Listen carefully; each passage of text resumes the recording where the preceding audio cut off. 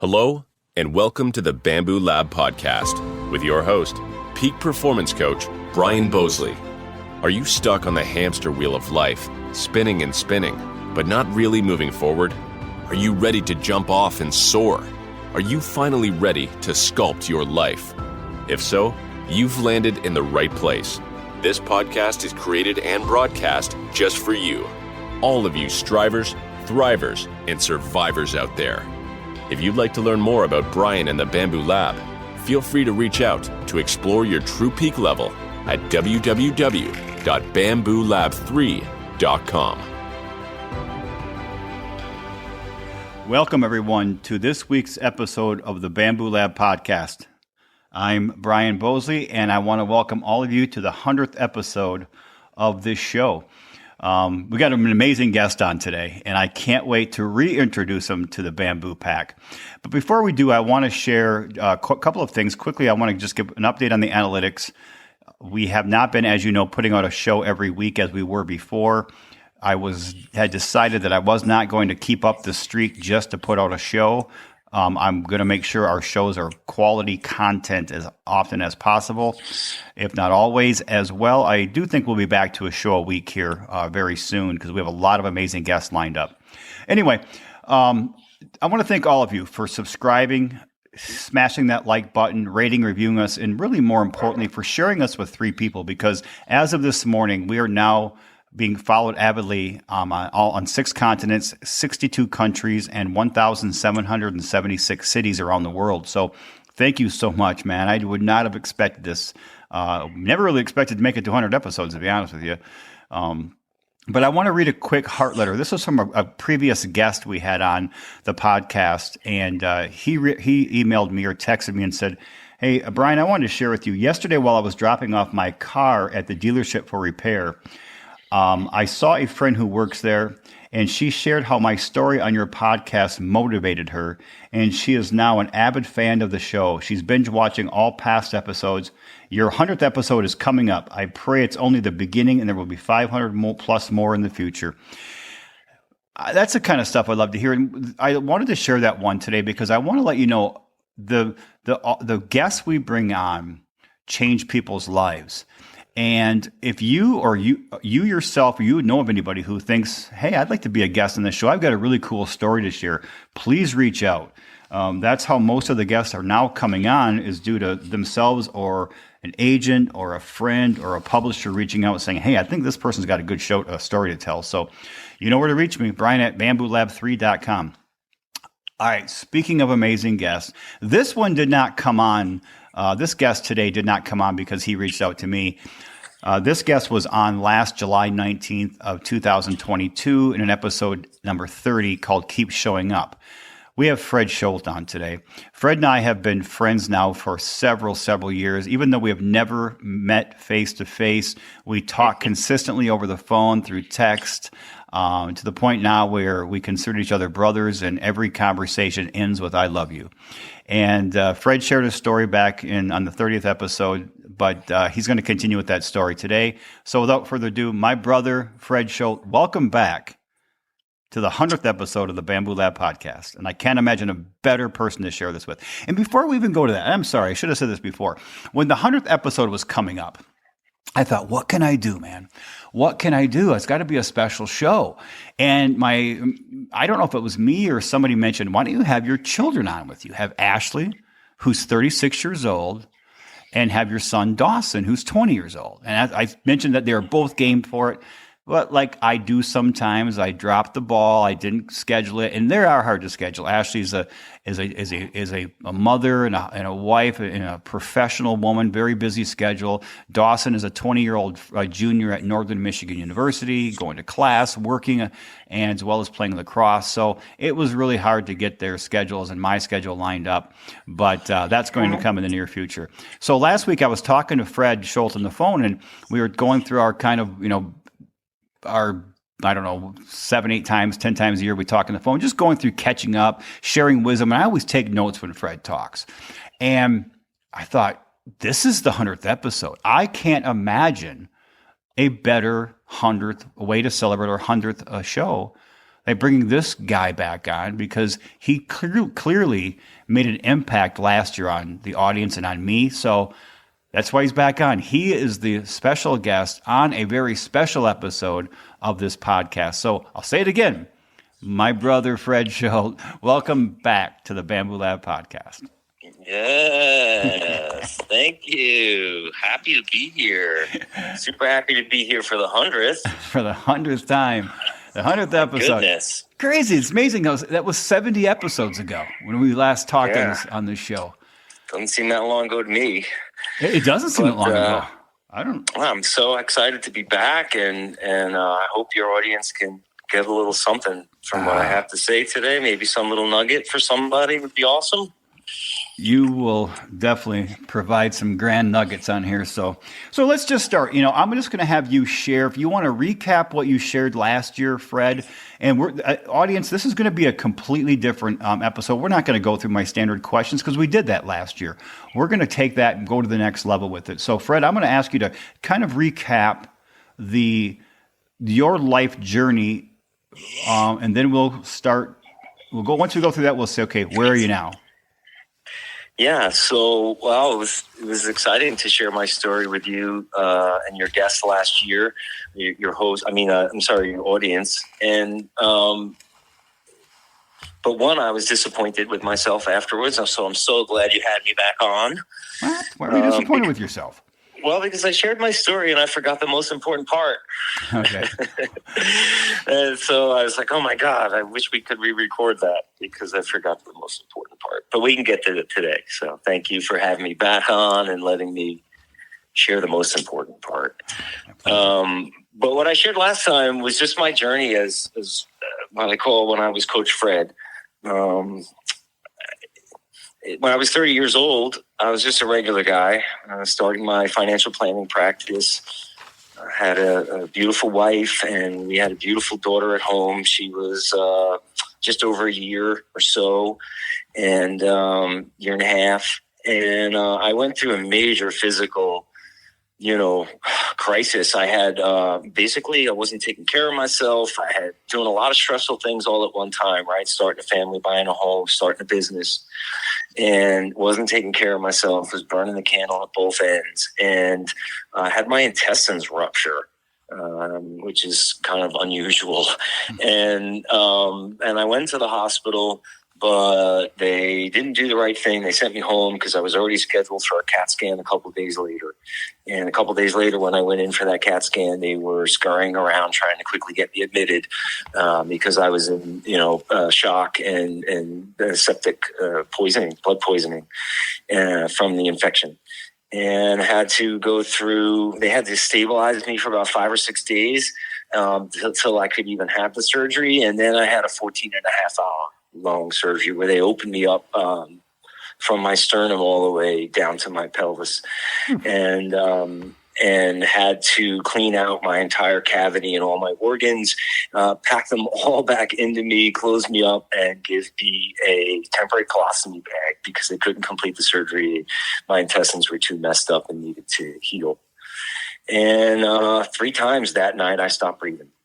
There was a confusion with medication, and the nurse gave me something she shouldn't have. And next thing you know, there was like a yelling and cursing between a doctor and a nurse. And they were telling me that I had to fight to breathe. You have to breathe, Mr. Schuldt. You have to fight to breathe. And I thought, well, my dad's Mr. Schuldt. And then I was like, oh, no, wait, I am. I have a family now. And, oh, my God, my wife's 4 weeks pregnant. We haven't even told anybody. Or she was 8 weeks pregnant, maybe. And, my poor wife, during the 14.5 hour surgery, she had to tell my mom and dad, by the way, we're pregnant.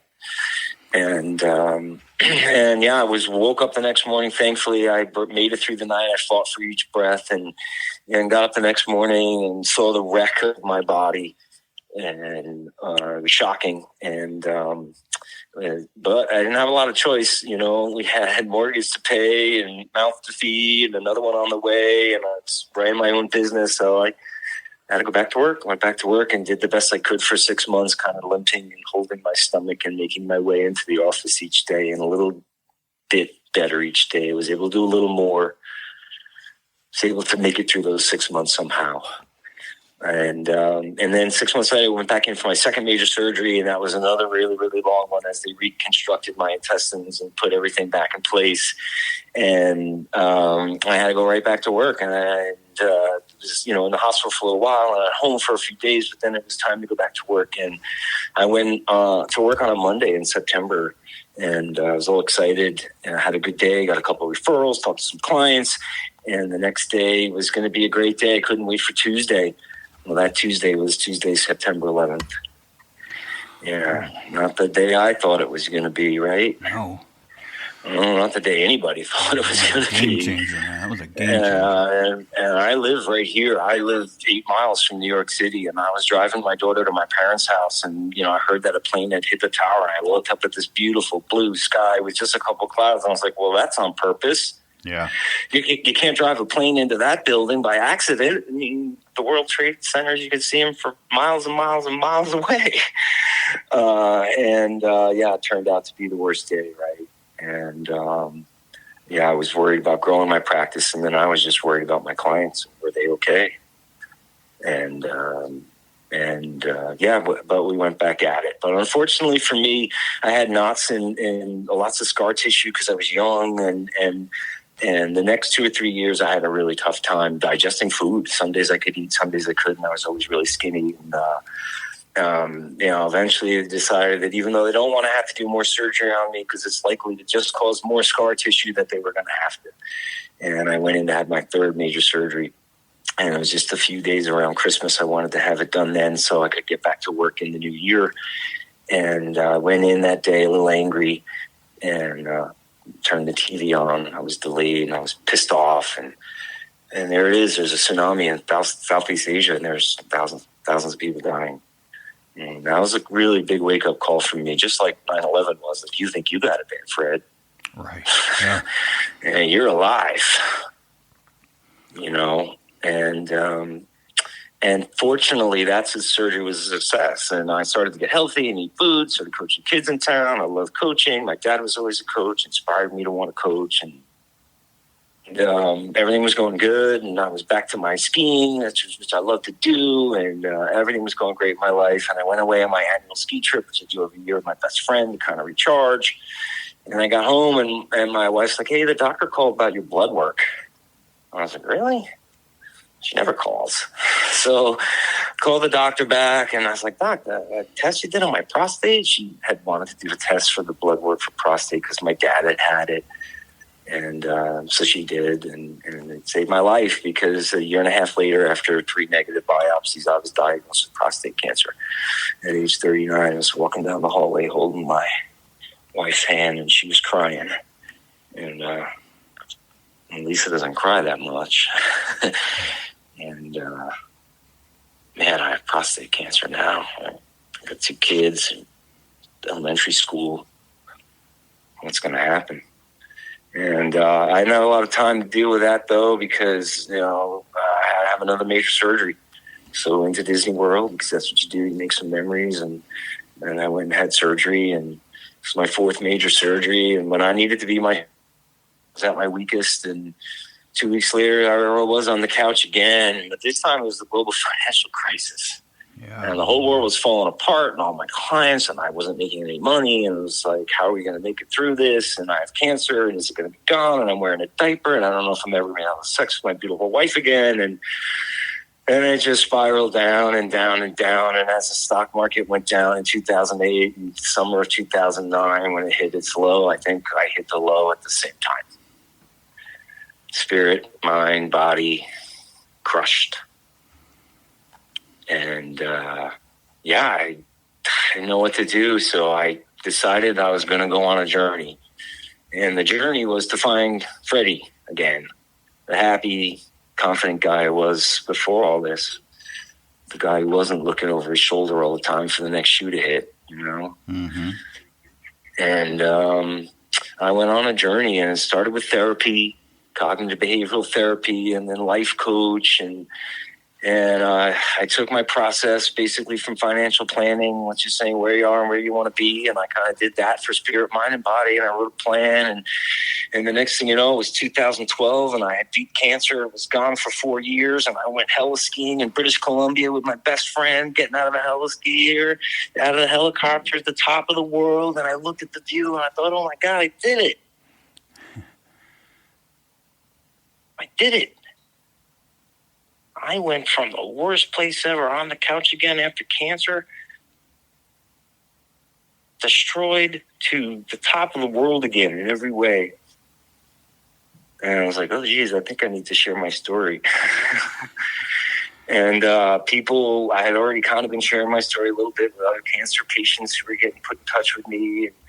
And I was sharing my little bits of things I learned along the way. And every time, the simple little stuff I told somebody, the simple little story I told them, it just seemed to have an impact.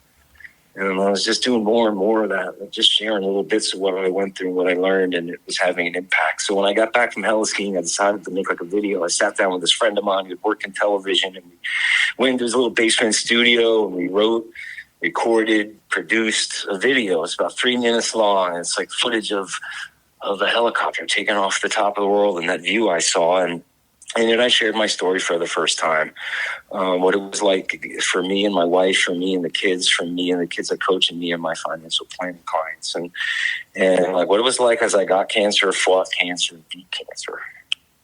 And at the end, we shared, I'm Coach Fred. And I just kind of put it out there, and people that I knew, and then somebody that I work with, and asked if they could share it within the company that I own a franchise of. And next thing you know, I'm getting a phone call from the president of the largest, financial planning company in the world, asked me to come give a motivational speech for like their top women advisors in the country. So I was like, oh, cool, I'll go do that. And but I didn't just go do it. Like I spent a couple months really working hard on how I'm going to share the story, what I'm going to say, and practicing it. And I went down there, and it was amazing. I shared my whole story for the first time, and I don't know, people were laughing, they were crying, and at the end they stood up and cheered. And I thought, wow, that's cool. I was a motivational speaker. Check that off the box. That was fun. And that's all I had planned for it. I actually didn't have any plans for it. I just got asked to do it and said yes and showed up. And somebody saw me there and wanted me to come. Next thing you know, I was like a keynote speaker. The next speech, I was a keynote speaker at a national leadership conference. So there's 400 amazing leaders around the country, and they do the same thing. They're laughing, crying, standing up, cheering. Next thing you know, they start inviting me all over the country. And then I started crisscrossing the country, sharing my story that you can get knocked down and get up again. But you can't do it without the other people in your life. That was the thing I forgot to say the last time I was on the podcast, Brian, is connection. Yes. Connection is the driving force in our life. And with every other thing that I was able to do or learn or whatever, none of it happens without connection, without the other people in my life, mostly without my wife and my children. Mm-hmm.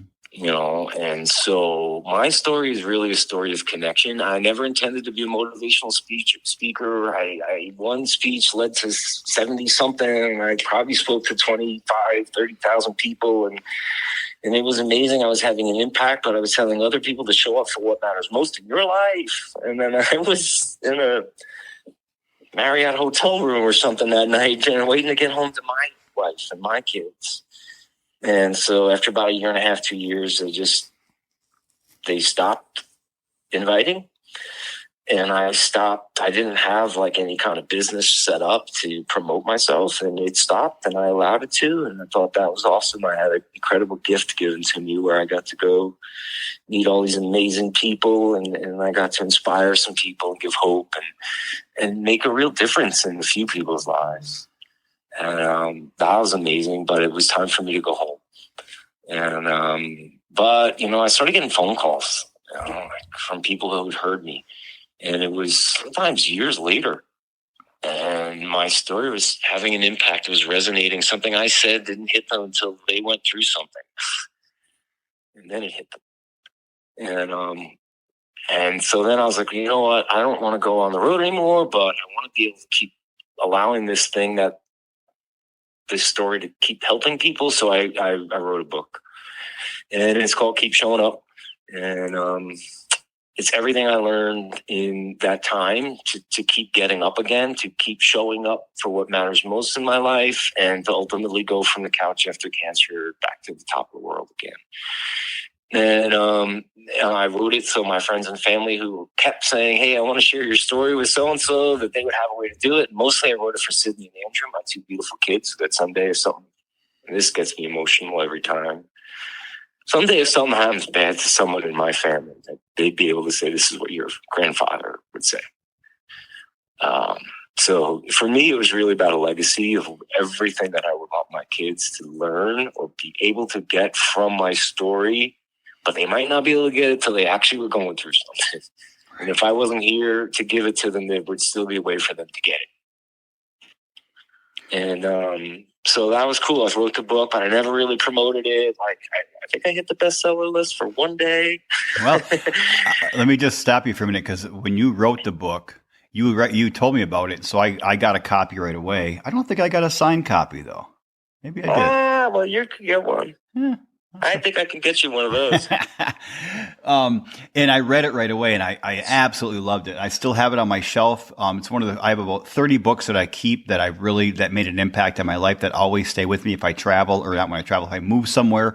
And a lot of books go in the archive, they go into storage units. But, and then I immediately, when I read it, I called my sister and I said, I think you're going to love this book. So I don't know if I got her a copy or she ordered it and canned it. And when she got done reading it, she told me she absolutely loved it. I believe I sent that text to you, what she shared with me back in the day. And I'm going to include a link to the book, the Amazon link to the book, so that all of you listeners out there can refer to that and click on that link and order that book. It's a 5-star rating on Amazon.com. So anyway, enough. I want to promote it a little bit. So. Well, and I've never really promoted it, and I never priced it. I'll never make a dime. So, but I only bring it up because if people want more of what they just heard, it's all in the book. Right? But we're going to move forward and talk about something else, because after I did all that, you could imagine that I felt pretty confident walking through life, like I can handle a lot. Right? Like I felt pretty strong. Mm-hmm. And I felt like I'm a warrior. And I can go through anything. And life is different after I stopped speaking. I for sure missed it. And really, heartfelt missed it. And my kids that I was coaching for all those years, year round, like they all grew up. And I went from coaching to sitting on the sideline. I still went to all the games. Never missed one. But it just wasn't the same, And I missed that. And then my kids were going away. They were both going away at the same time. They were 2 years apart, but my daughter went to community school before going away to school. My son went away to school as a freshman. It was during COVID. So we were all going through all the COVID stuff. My kids were leaving, and I was like, holy cow, I'm not speaking. I'm not coaching. I don't have my kids. What the heck am I going to do? We were just trying to figure it out, though. Figured out, I could go through anything. I'll figure it out. I started thinking about maybe I should get a dog. But then I went through the worst thing I've ever been through in my life, Brian. After all that, thinking I'm strong and thinking I can handle stuff and writing a book to try to help other people deal. I went through the worst thing in my life, and it completely crushed me. Lisa and I had a house fire, that major house fire, on a Saturday night. Suddenly Lisa smelled something funny. And ran to the kitchen, looked out the back, and there was smoke billowing in the garage. And I'm a huge outdoorsman and I've collected a lot of stuff over the years. There's all kinds of stuff in that garage, refinable, burnable, whatever. And rushing around, trying to stop the fire. And we had a major, major house fire. And my house was going to need to be rebuilt from the studs up.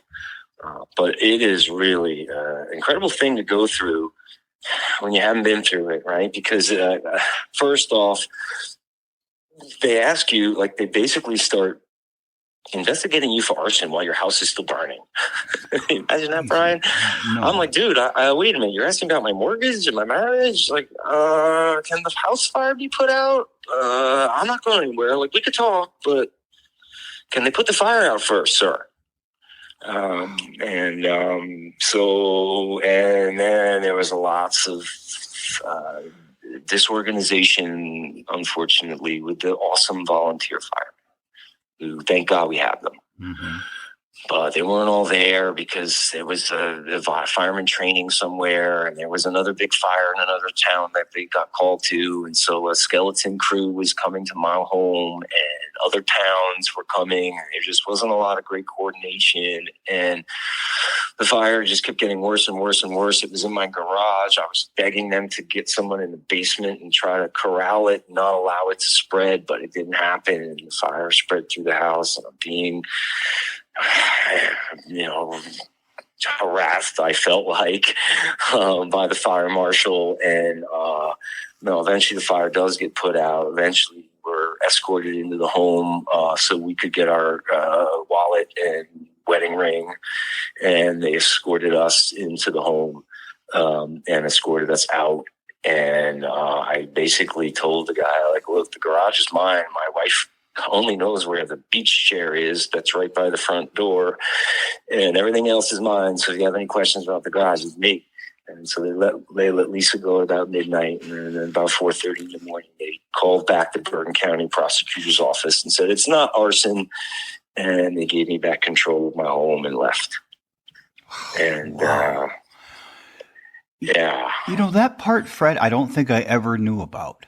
I knew obviously about the fire and I didn't know about that they were investigating you for arson while a fire was raging. By the way, they do it to everybody. It's part of their process. It's very natural and normal to them, but it's not very natural and normal to the person going through it on the other end. No, I can't imagine. Yeah, and I was already freaking out because that's my children's home. I worked so hard to provide that for them through all of that other stuff we just talked about. So to watch my children's home burning up, that was the hardest part. That was the hardest part. I worked so hard to give them this home, and their stuff is burning. So that was really hard. I went. My wife had gone to my parents' house with the dog, and so it's like 5 o'clock in the morning. I'm sneaking into my parents' house. It did remind me of college years. I knew which steps not to step on to make noise. And I quietly made it up to my old bedroom and laid down next to my wife, who was not sleeping. And we lay there for a couple hours, and I went back over to view the devastation for the first time. And it didn't get much easier. It's not a very easy process. But that's not what was hard, right? Because initially my perspective was, well, wait a minute. I'm alive. My wife's alive. If this fire had happened an hour later, it was right next to our bedroom. The fire alarms never went off because of the way the smoke was pouring. And I don't know, we could be dead. And so right away I was like, well, my kids still have their parents. And everybody else kind of really, to be honest, Brian, I felt in the beginning that everyone except my wife really needed me or expected me, or I was like, almost they wanted me to be devastated. Okay. And I think because they expect it. And they're like, oh, Fred, with everything you've been through, and it's like, yeah, but my kids still have their parents. We're insured. It will be rebuilt. And then the most amazing thing started to happen. Over the next first couple of days, I started to find all the stuff that didn't burn. And it was like all of the emotionally valuable stuff. And a lot of it was coming out of the wreckage. I was pulling all this treasure out of the wreckage. And everyone else is like, oh, I'm like, yeah, but everything that's destroyed is going to be rebuilt. And look at all this stuff that wasn't destroyed. I've got the kids' uniforms. I've got the blanket my grandmother made for Andrew. All this great stuff, made it. All the shit that didn't, that's money. And we're going to rebuild it, whatever.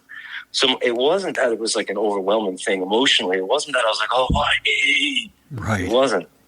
But it was different. And I went through a psychological crisis because, the adrenaline, the endorphins from the fight or flight really hit hold, and I got doused with that because, I really didn't tell people this, but I was stupid. A neighbor ran up with a fire extinguisher, and I twice ran down into the basement to try to keep the 1,000-degree fire from coming through the door from the garage into the basement. And the second time I was down there unsuccessfully trying to keep the fire out, I just got a really bad feeling now. I started running. And as I was running up the stairs, the 1,000-degree fire and all the things that were in my garage to create flame or heat or cook or whatever, it all combusted, and the door burst open, and the 1,000-degree fire came flooding into the basement. Ooh.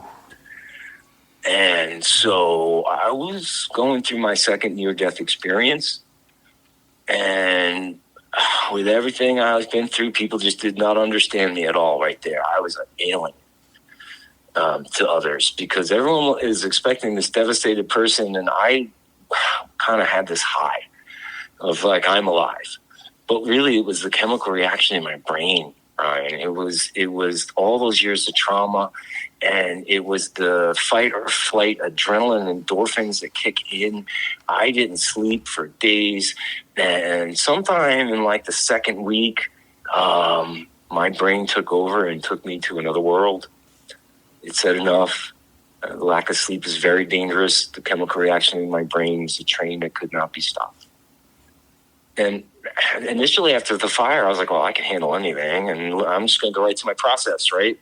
Which was basically spirit, mind, and body, and do things that make you feel good in those areas, right? So it was like spiritual. I went right to church, and I called my therapist, and I went right to the chiropractor. I was like, okay, those are my 3 things. Those are my core things. I'll just jump right into them, and I'm going to be fine. But sometimes when you go through something that's unlike anything you've ever been through before, everything that you thought worked for you doesn't anymore. It was not possible. Mm-hmm. There was nothing I could do to stop what was going to happen. And what was going to happen was some sort of episode that the chemicals in my brain took over, and my brain took me to a place of protection. And it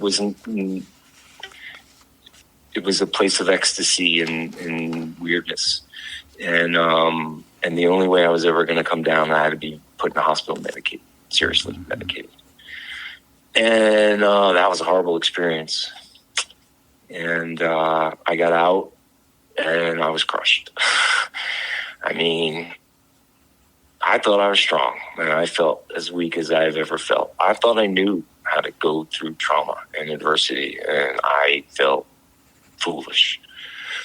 And I felt like a fraud, putting a book out to try to help other people get up again.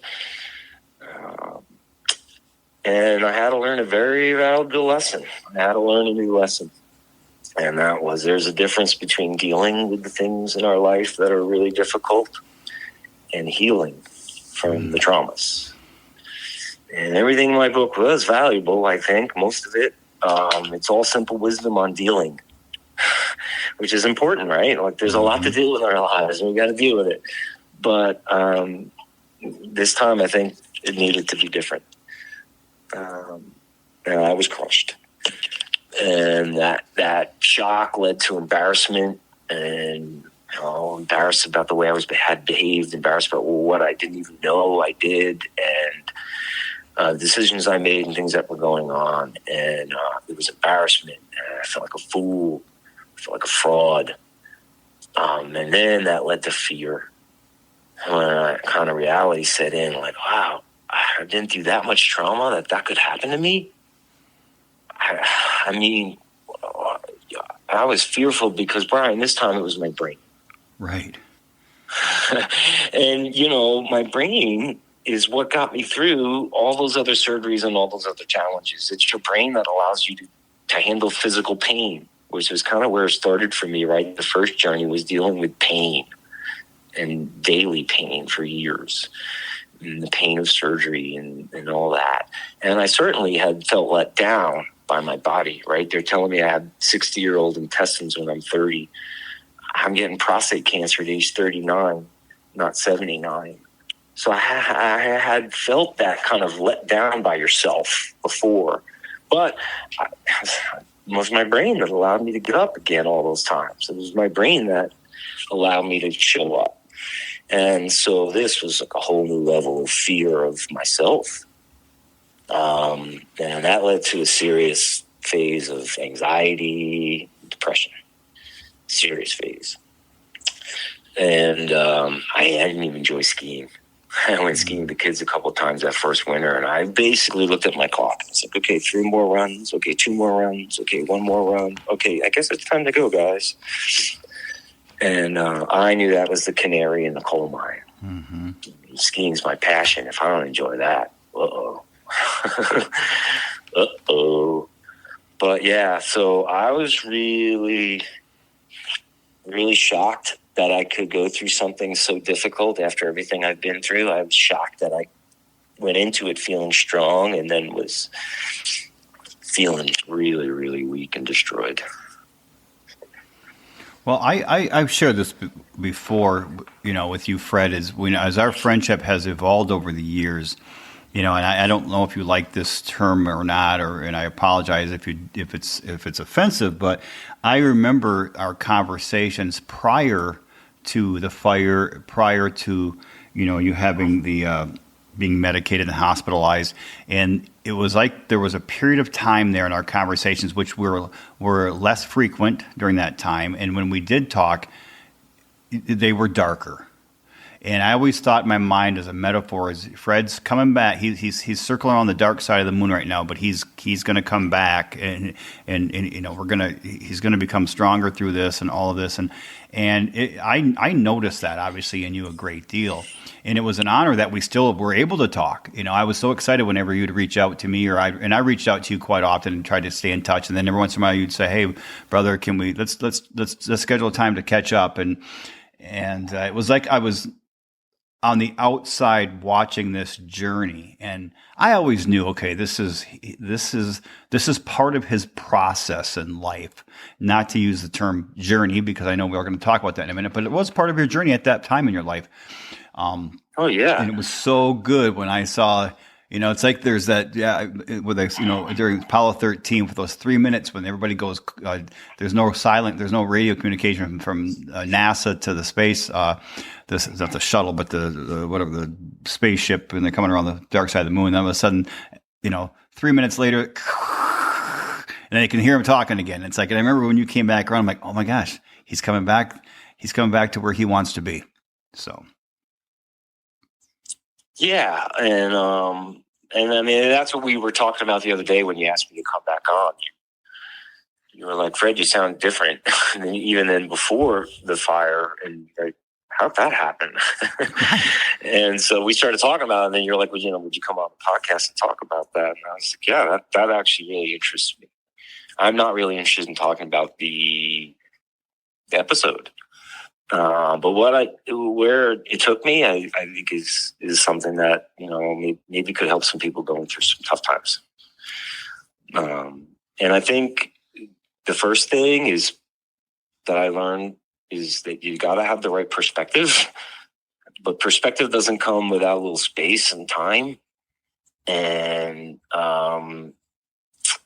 so I kind of made a conscious decision in the beginning, and that's kind of when you were reaching out to me. Thank God. I have another friend like you, my friend Todd, and I got to tell you, most of those conversations you and I had that were dark, I didn't even want to have. I just knew I should, and the only reason I had them with you is because I fully trusted you that I could say anything. And my friend Todd, who lives kind of in the area here, every 3 or 4 weeks, he'd be like, "Hey, I'm going to be around. Let's meet for a beer." And he was like always going to be like at the place that's like 2 blocks from my office, conveniently. Right. And I didn't always want to go meet Todd for a beer, but I did, because I knew that even though I had made a decision that I needed to go into hibernation for a while, that I still needed to have contact with people that I loved and trusted, and they were the people I trusted enough to allow them to hear me in this dark place, because I'm not going to be. Listen, you can't get any better with something. You can't go through it unless you admit how hard it is.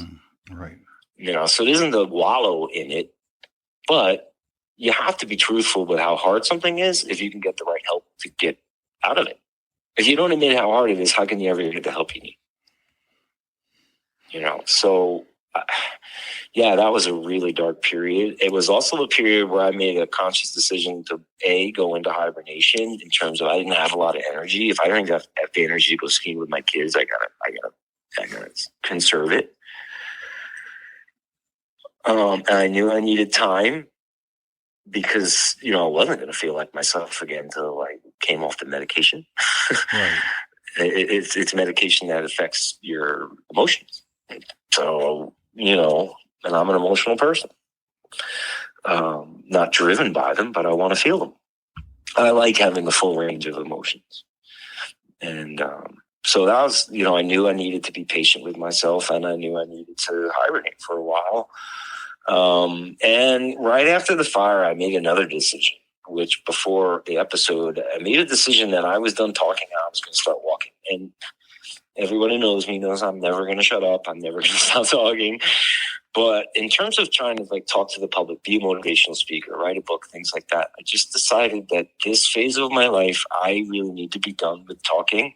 I was trying to help other people, and look where I led myself. I don't necessarily leave myself there, but that's what I was thinking at the time. And it's time for me to just walk in life at this time in my life. Mm-hmm. I just need to find a way to walk again in my life. And so that was sort of the first phase of it all, was knowing I was going to go through different phases, knowing that I needed to kind of hibernate, build up my energy again. We also had stuff going on. I had to rebuild my home. I still had my financial planning practice. My kids were away at college. So, and I have a beautiful wife. And so that's all I focused on for that first year. Honestly, it was my wife, my kids, my financial planning practice, and trying to just be patient and give myself the time I would need to A, get off the meds, B, get the space to have some perspective. And then with perspective, I feel like that's when once I have a better perspective, I feel like then I can move forward in the right direction, and not just be, I got to do therapy. I got to get, I got to do this. I got to do that. Frantically trying to get better. Just, no, let's just hibernate for a while and focus on what's most important in your life. And then, get a little perspective on this so that you can then go do what you're going to have to do again, Brian, right. Which is change. Right. And because as we were discussing the other day, these big things change you.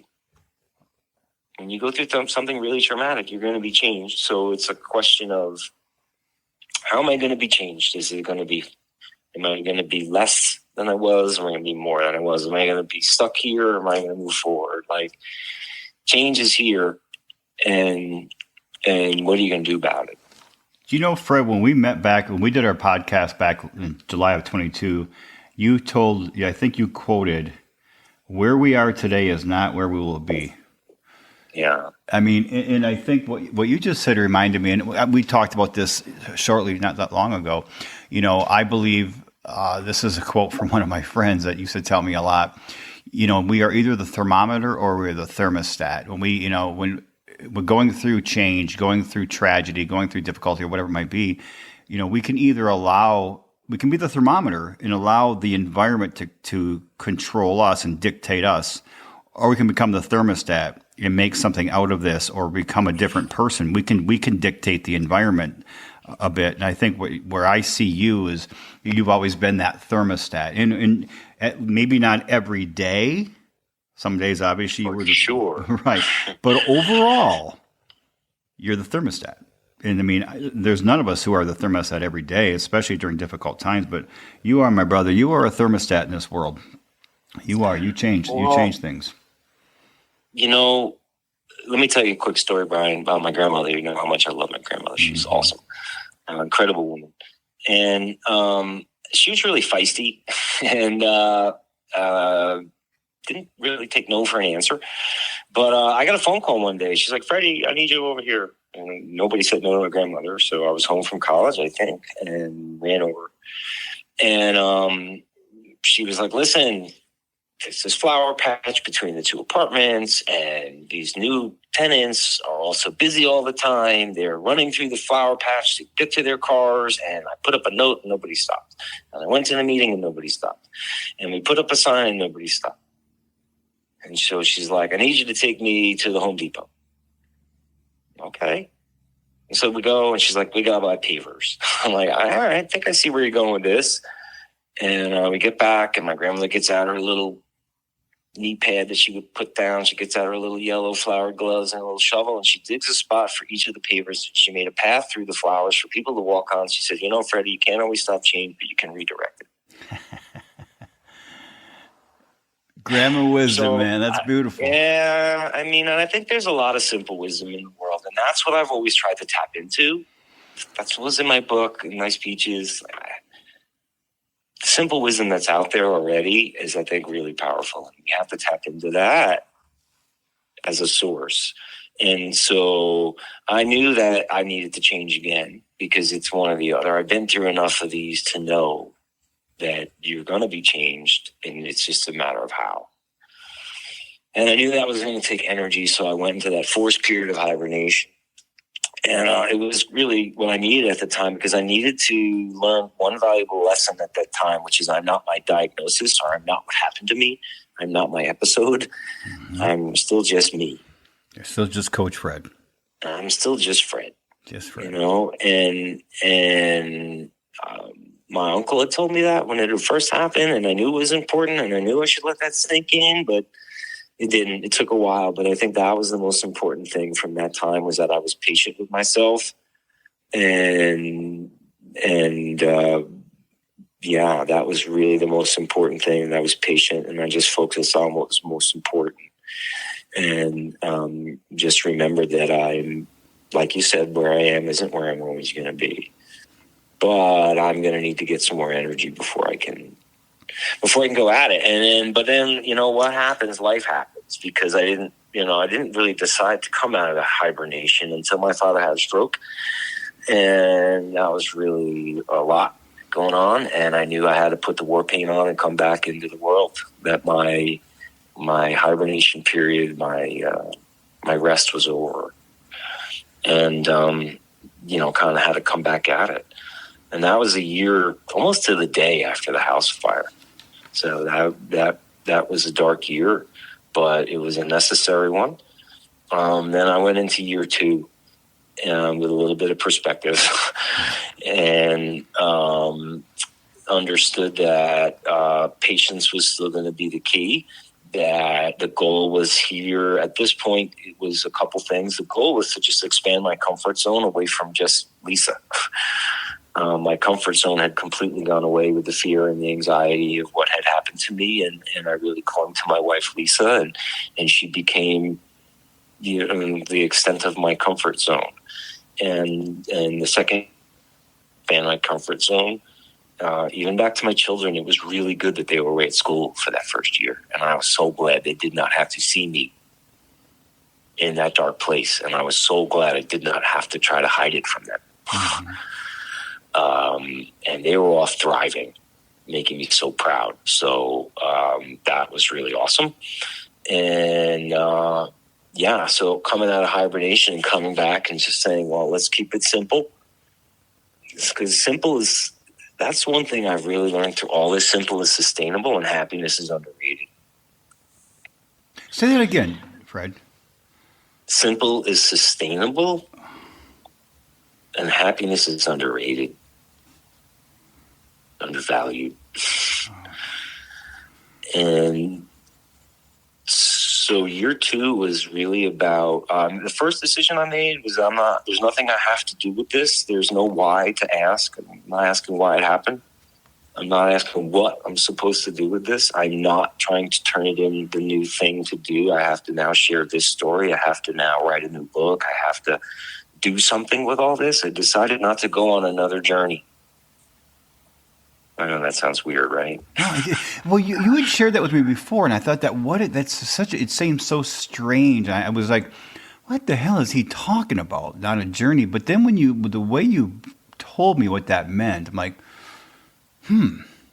The journey is having a destination. The journey is having a place that you have to get to. The journey is supposed to be somehow epic and transformational. And forced transformation is exhausting. Right. And I didn't want that for this. And I decided this was not for everybody else, that this was for me. And these changes were going to be for me. These lessons to learn were going to be for me because I deserve it. Because I've been through a hell of a lot. And happiness is completely underrated. And simple. And if you can find joy in the simple things, because simple is sustainable, that's financially, that's, simple and sustainable. If you don't have a lot of expenses in retirement, you can retire early, right? You're sounding a little bit like a Stoic philosopher right now. Well, I mean, simple is sustainable and happiness is underrated. So that was kind of what I felt like. Like I'm going to just make sure I find joy in the simple things again and be happy. There's no journey there. There's no destination there. The goal is very simple. I just want to be happy. So, again. And I'd asked you this question. But to do that, I'm sorry, yeah. I had asked you this question before. Would that, talking from my perspective, I hear you saying, I allow myself just to be present right now. Not thinking about where I'm going. I'm not thinking about some big lesson or trying to just be in the moment with myself. I'm not trying to figure it out. I'm going to be patient and I'm going to listen to what I need. And what did that do for your mindset when you made that choice and started practicing that and experiencing that? What did that do for you? What kind of relief or? Well, it's very peaceful to not feel like, oh my God, I've got some destiny. I've got some destiny to fulfill here. And it's very peaceful to just want to be happy. Now, would you? And that doesn't mean I don't work hard or have goals or need to save for the future. And happiness is not consumption or right? Like, I think we get confused sometimes. Can I say this? Can I interrupt you? As you were talking about happiness and the simple things and being present, on my phone, you probably heard it, everyone. Beep, beep, beep. I have my phone on Do Not Disturb as I'm doing doing a podcast, but my children and my mother and Melissa they can every time they're not on, they bypass that just by texting. My daughter just sent me a picture to our group text, our family text, of a picture of my grandson. And I didn't see it. I just saw it was a picture. I know what it is because she sends them throughout the day. And it was just like, wow, you're talking about being present, finding pleasure and happiness in the simple things and those things that are most important to you. And then I get this text, which I know as soon as it put a smile on my face as soon as I heard the noise. I know it'll be a picture of Jack. So had to just say that because it was exactly what you've been talking about, Fred. But that didn't happen right away, right? Like there was almost like it's been almost 3 years since the fire, right? The first year was that initial going through all those emotions. The second year was being patient and being present and not going on some sort of journey and knowing now that I had the perspective from the first year and I understood that I did a really good job of dealing with all those troubles while raising my kids and having an impact and all that stuff, right? I did a really good job actually dealing with it for all those years. But what I never took the time to do was heal. Okay. Right? And what I learned in this phase of my life is that there's a big difference between dealing with the traumas and the struggles and the hard times and the depression and the anxiety, and there's healing. And I didn't ever spend a lot of time focused on, thinking about, trying to heal. Everything that I tried to do during those first 15 years was about dealing better. And so after the first year, I now had the perspective and the patience to be able to say, well, okay, all that happened because I was not healed. And I went through too much trauma for too long that went unhealed. And so year 2, I specifically looked for a way to get some healing. Okay. And what I did, well, I listened to my instincts and kind of waited for the right opportunity to come. It's really hard to try to find the right therapist right now. Gosh, trying to get mental health help is harder than ever. Mm-hmm. So I was kind of waiting for the right opportunity and the right thing, and I didn't think it was cognitive behavioral therapy again, and I didn't really just want to talk. I didn't. So, but I was on Facebook one day, and there was this woman that I knew way back from college, and she wrote a book, and her book is called, unbelievably, my book was called Keep Showing Up, and hers was called Show Up for Yourself. And she's a therapist who specializes in helping people with trauma. And I looked at her book and I was like, oh, show up. But this time, show up for yourself. And that's, remember, I already made that decision that this time it was going to be for me.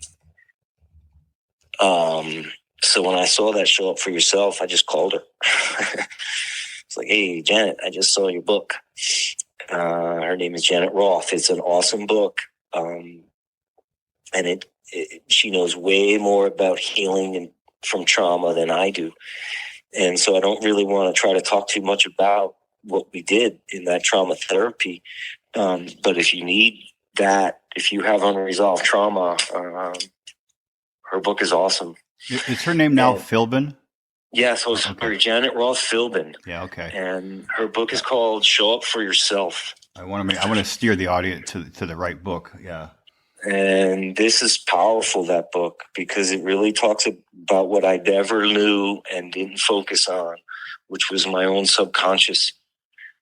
And I went through 4 months of hypnotherapy with Janet where we were able to actually go to the source. It's like speed therapy. It's the only way I could describe it, because she puts you in a place, you're totally in charge. I don't want to describe it too much. But you get to a place where you can basically have your subconscious answer questions, and it cuts out the middleman, our ego, and all that crap that we bring along. And you can go right to your subconscious, and you can basically view things as they really are. And it enabled me to deal with the traumas. One of the things I forgot to tell your audience is that my first memory in life is being severely burned as a child. And it's burned into my memory. It's my first memory. I'm about 3.5, 4 years old. And it was a horrific weeks afterwards, having peroxide poured on the little baby's leg. Mm-hmm. As his dad held him down, kicking and screaming. And he didn't understand why his parents were hurting him. Well, that little traumatized boy, was still in me when the fire happened. And I almost burned in the basement, right? So, there's the trauma that's out there in us. And I was able to essentially go back and heal from it with her guidance through a series of rescues. And I came out of that experience a little exhausted, but with the greatest understanding of myself that I've ever had. And I was someone who was pretty self-introspective and felt like I knew a lot about myself and felt like I really understood me. But taking that experience to go back and deal for the first time, not deal, that's the wrong word, to go back and heal for the first time from all the traumas, put me in a position of knowledge base about myself that I never was in. And it gave me a comfort with who I am in my own skin that I never had before. And even more confidence in my ability to deal with the next thing life's going to throw at me, because it's going to throw something else. With this knowledge base. I just for a minute, I'm sitting here with my head in my hand, and I'm thinking about the power I've been through therapy, Fred, over the years, and I started in college. I know I've seen different therapists. Obviously, I do a lot of self-reflection, reading and things like that. Yeah, But I've read the books. I've done the meditation. Done I've had a life coach. Yeah, but I've done never cognitive behavioral therapy. I've done talk therapy. But what you've done though is you simplified something, and you've said this to me before about the dealing versus healing. And I just wonder, I'm looking at my life, and I'm wondering if the audience member out there can please do the same. The trauma you've gone through, and we all say, I've dealt with it. Oh, I've dealt with it. But can you say, I've healed from it?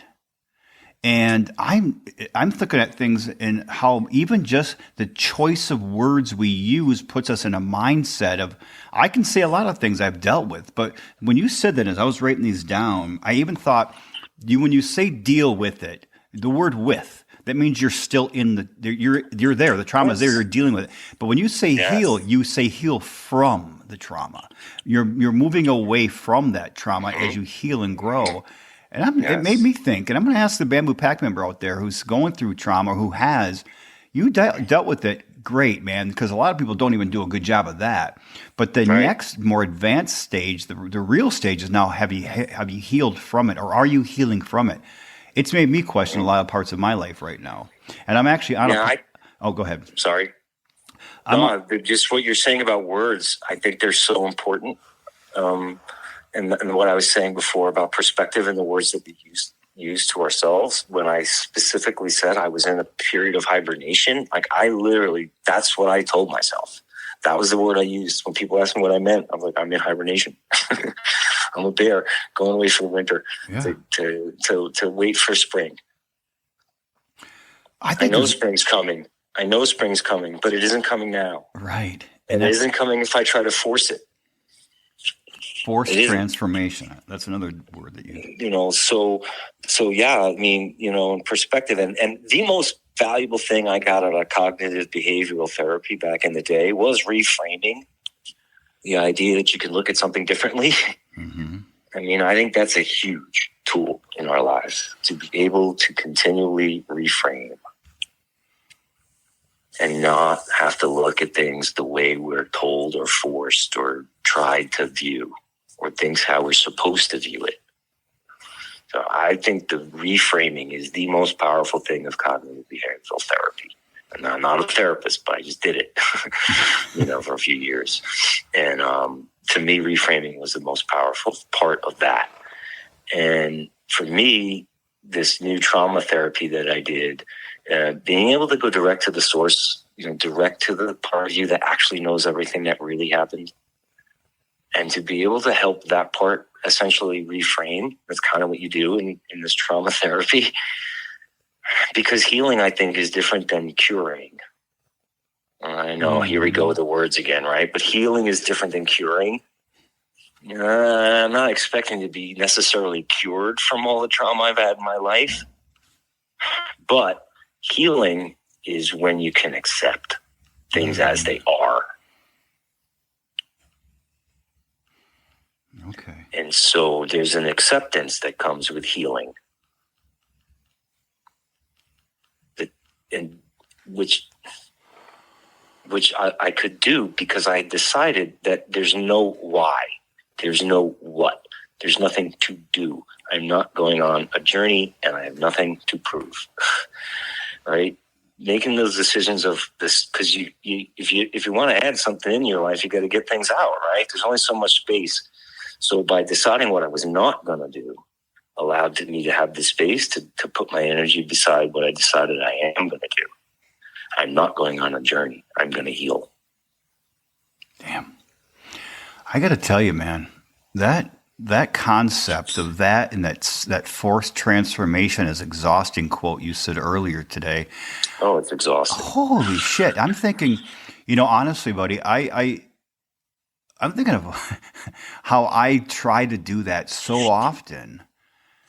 And I'm actually on a podcast this afternoon, I think out of Alberta, Canada. I'm a guest, and that's what we're going to talk about. I think something like that, like my experience. And I have to now question, in the next 2-3 hours, and I'm gonna talk about this, about the dealing versus healing. And I don't know, man, because I think I do. So let me finish up with where I went to. Yeah, go ahead. Sorry. Can I do that? Oh yeah, you can do that. Point. Yeah, you brother. I know we got to wrap up here in a few minutes. Has to go on at some point too, right? Your audience is like life to get to living. Some people want to live. I want to be alive. Actually, it's reverse. Some people want to be alive. I want to live. So that was the second year, was kind of healing. And here's where I am in year 3. I decided now I was going to spoil myself. And that doesn't mean like fancy dinners and trucks and cars and things like that. The core thing from my book that I would want people to take is, if you want to be happy, if you want to be in the moment, do what you love to do with the people you love. Do what you love to do with the people you love. And I promise you, you will be in the moment and you will be happy. So I decided to spend this last year completely spoiling myself by doing everything I love to do with the people I love. And that's how I've spent the last year, and that's why you heard me the other day sound different. And I spoiled myself with connection. Doing what I love to do with the people I love the most brings you right into the moment and allows you to connect to everything that's really important. And then when you're doing what you love with the people you love, you can't help but be happy. Wow. And happiness is way underrated. So I spent the last year just doing what I love with the people I love and being happy and connected. Because connection is the driving force in all of our lives. I don't get through any of this without connection. I don't get through without my wife, my kids. I don't get through without my beautiful brother, Brian, who made sure to talk to me through the dark days. I don't get through it without connection. I'm not who I am without connection. And I've been spoiling myself with connection and love. And because I'm in love with the simple things, it's going to be very sustainable to be happy. The other thing, and the reason I very specifically used, this will be real quick, Brian. The reason I specifically used the word journey, and that I wasn't going on another journey, is because I knew that I was ending my journey. We're all on a journey.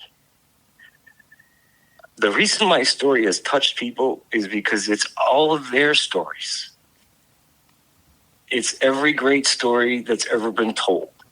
It's the human story, right? It's the hero's tale, right? Luke Skywalker has to defeat his own inner demon, right? He thinks he's chopping off the head of Darth Vader, but the head on the floor is his own. King Arthur had to go away on the journey to slay the dragon and walk through the fire. But the end of every hero's tale is they get to go home, fully in their power, fully who they are, fully able to help the other people in their life. That's the reason my story touched people, is because it's their story. It's all of our stories. We're all regular people who have no idea that we're going to go on a journey, and then we're going to have to face our inner demons. And when we face our inner demons and we slay the dragon, we get to go home. So I'm home. I'm not on a journey. My journey's over. I've come home. I just want other people to be able to go through their journey a little easier and get home. Welcome home, brother. I love you, man. It feels good to be home. It does. It feels good to not be on a journey. It feels good to just be happy. It feels good to have you home. It feels good to be home. I love you, man. I love you too. Gosh. Much. You just flipping mic dropped. You just mic dropped this podcast. Might as well just hit the stop the record button right now. Man, that was, wow. I hope somebody got something out of it. I tried to write some notes on the difficult, the gumbo that is getting up again. It's not It's not necessarily simple, although I try to make it. But it is simple if you stick to just the simple wisdom that's out there. My simple wisdom is connection is the most important thing in your life, and just keep connecting with others. Wow. Well, I do want to say this, and I wasn't going to bring this up, but for the audience out there, this is the second recording of this podcast. Fred and I we did about 45 minutes of recording earlier today, and then I guess my recording system only handles 99 episodes. And at the 100th one, we got cut off, and the recording system stopped, so we had to reboot a few things, and we redid it. And I was so disappointed in myself because as we took a 10-15-minute break, I thought, my gosh, I just captured magic, lightning in a bottle. I don't think we'll be able to capture it again. And honestly, brother, you recaptured it there's more lightning in this bottle than there was in the one an hour ago. This is amazing. I love that phrase. If you want to be happy and in the moment, do the things you love with the people you love most. What the hell else is there? There's nothing. It's so simple. It's so easy. It's grandma's wisdom, man. You can't. And it's fun. It's right. And it's fun. Right. And it's fun. It's a lot of fun. I've been all over the country this year. I've road tripped with my son and my daughter. I've fly fished. I've skied in a massive snowstorm in the high Sierra Mountains, and been out to Colorado, my aunt and uncle's property, tracking deer and feeding the wild turkeys, and been to the beach and down the shore, and I've done it all with my wife and my son and my daughter and my dad, my mom, my godmother, and my best friend. And it's been a great, simple year. Well, let's continue on that path of doing the things you love with the people you love most, because it's magical. All right. Well, listen, I think, you just need to do another 100 episodes or 99 more, and then you can have me on for 2 more. We talked a little bit. We might start doing more regular shows together. I know I have to wrap up. I do have a coaching session here in about 90 seconds. But I want to thank you, my brother, for coming on again. This one was a very special show, and you owned up to the hype in my head of what the 100th episode should be, and you actually exceeded that. And I can't thank you enough. And just know I love you. And I love you too, brother. Best to your audience. Yeah. Keep showing up, everybody. Keep showing up, everyone.